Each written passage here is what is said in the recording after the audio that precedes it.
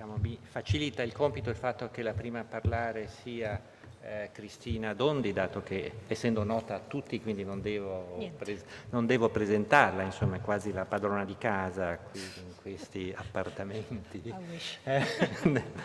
Ecco, ormai è la padrona di casa, ecco, quindi cedo subito la parola. L'intervento è From the Corpus Juris to psalterioli da puti on parchment bound gilt, the price of any book sold in Venice, 1484. 1488. Prego. Grazie.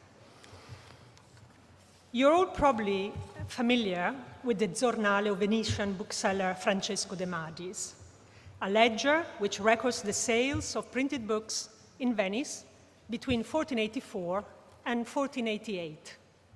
That is just 15 years after the introduction of printing into the city. Indeed, the analysis of its content, which have been conducted for over 5 years now, together with Neil Harris, is at the core of the 15th century book trade. The manuscript and what we discovered, thank you. The manuscript and what we discovered from its study features prominently in the exhibition. Okay. Here we are. First, the numbers, as they are very meaningful. 160 leaves, almost 7,000 sales, over 11,000 entries, over 700 titles, some 25,000 books sold, over 4,500 ducats of revenue.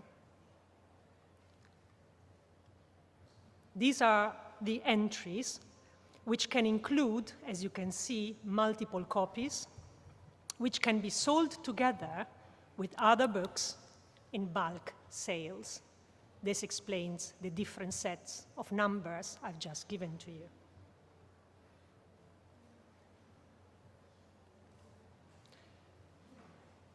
The currency used to record the sales is soldi, lire, and ducats.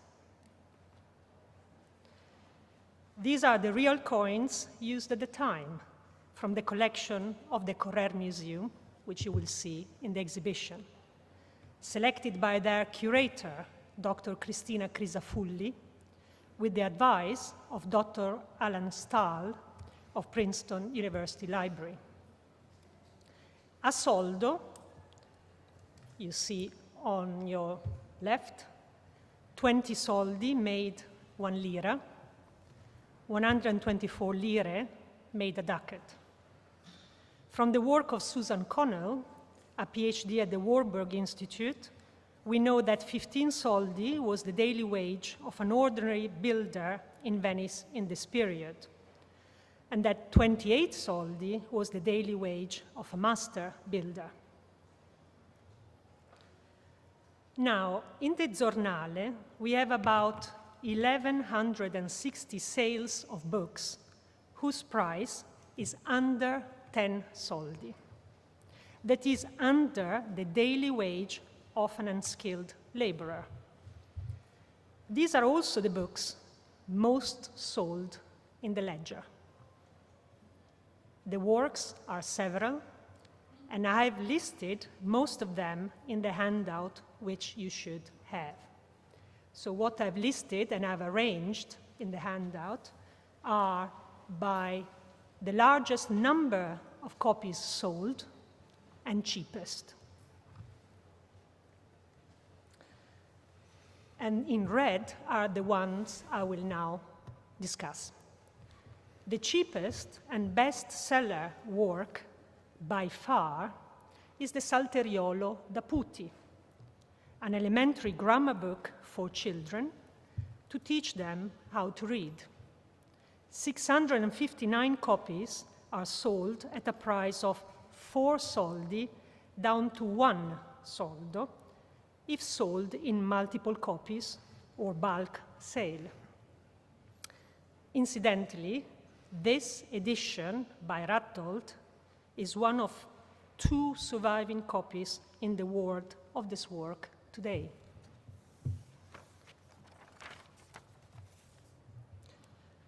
What else could you buy in Venice for 4 soldi? A chicken, and for a pound of cherry. Second in your list, please note that the editions, are the one in red, are the 483 copies of the Uffizioli Pizzoli, that is, small books of hours. Their price was also 4 soldi for the ordinary paper copies. For 4 soldi, you could also buy yourself an excellent eel. More primary education.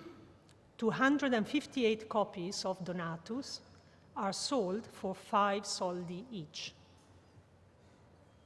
For 5 soldi, you could purchase a kilo of beef. All the sources for comparative evidence that I'm providing come from the ongoing research of Isabella Cecchini, Paola Pinelli, or the published work of Reinhold Müller on the Venetian money market, and so are quoted in the exhibition and in the catalogue. So,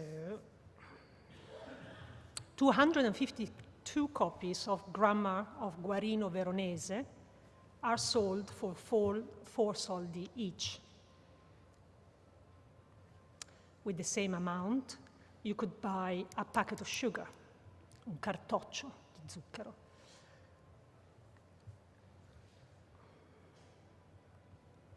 The Dottrinale of Alexander de Villadei, of which 109 copies are sold, went for 9 soldi, the equivalent of 2 chickens. A Greek grammar, the Erotemata of Chrysolora, of which 46 copies were sold, went for 5 soldi, the equivalent cost of 100 squids, or having a haircut, as we heard before. The number of sales which went above the ducat are smaller, and they relate mostly to the purchase of multiple books, so individual prices need to be worked out. However, these are the editions which cost more than 1 ducat. Bulky editions of the law, philosophy, theology, and the Bible with commentary. First and foremost, the Glossa Ordinaria. The price of the commentary on Roman civil law was steep at 10 ducats, but careful, we are talking about over 1,500 pages of 6 large folio volumes. For the same amount, one could buy a life supply of leather boots or a beautiful little manuscript book of hour. In the exhibition, we placed the 2 side by side next to the ducats to give evidence.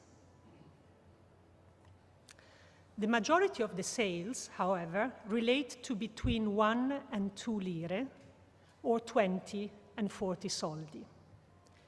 They include liturgical books as well as the classics. What could you buy with that amount? 933 copies of breviaries and diurnals were sold for 60 soldi. Or you could have purchased a barrel of wine, enough for 2 months, and a well-fed goose. 272 copies of missals were sold for 40 soldi. Or you could have purchased enough bread for a person for a month. Maybe we wait. Per chi suona la campana. Non per noi.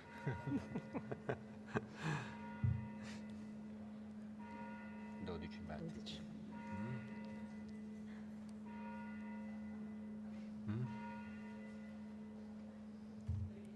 Bene. Ottimo. So then 246 Bibles were sold for 60 soldi, the equivalent of 6 green gingers. At 10 soldi each, clearly a valuable spice. Green gingers have been an elusive equivalent value that Neil and I have been pursuing for a while. I found the reference to its value in a printed libro d'abaco. Very interesting. And finally, 68 copies of Petrarch were sold at 50 soldi each, the average salary for 2 days' work of a master builder. We cannot compare today's price with those back then, but we can try and understand them. It is our intention, Neil and I, to make the spreadsheets with the entire transcription, identification, and classification of the Zornale available to everybody.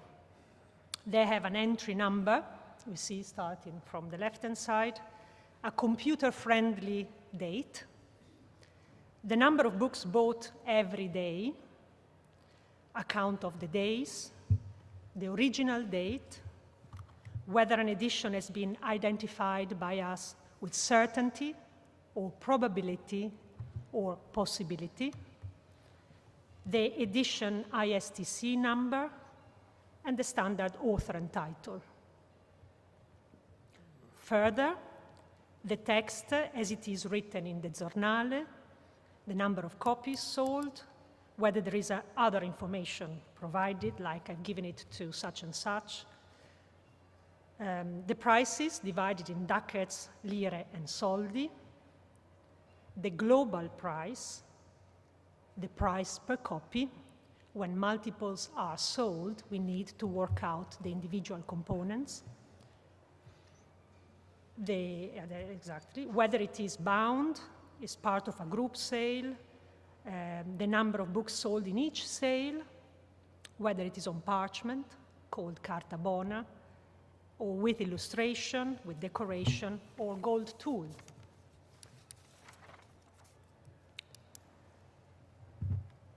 Further, if either the printer or the purchaser is mentioned, and the bibliographical information, including format and number of leaves. Finally, it's subject, time period, and gap time since publication. Some editions are sold in the matter of days. It's fascinating. This benchmark will help anybody working on any text printed in the late 15th century to understand its economic value.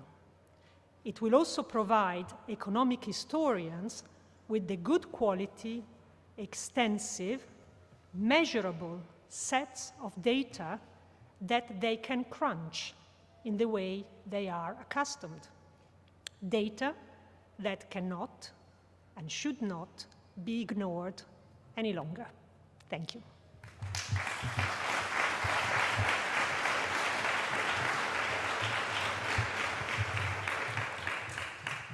Bene, abbiamo avuto un ottimo assaggio di una documentazione, una delle più straordinarie documentazioni che esistono sul libro europeo del XV secolo. Il Zornale di De Madiis è una fonte nota da tempo, ma mai studiata con attenzione, con l'attenzione che finalmente solo ora gli viene dedicata. Ecco, certo la questione dei prezzi è una questione delicatissima, molto complessa, che implica un'infinità di variabili, ecco, e giustamente Cristina ha messo in guardia dal non applicare meccanicamente una serie di parametri che funzionano ora ma che non potevano funzionare 5 secoli fa. È quindi una questione da affrontare con attenzione, con cautela, che però sulla base di un'attenzione sistematica a questa fonte può dare una quantità di informazioni che certamente non avevamo in precedenza e ricambiare. Ecco, questo è in realtà uno degli aspetti più significativi della revolution che l'invenzione della stampa ha dato.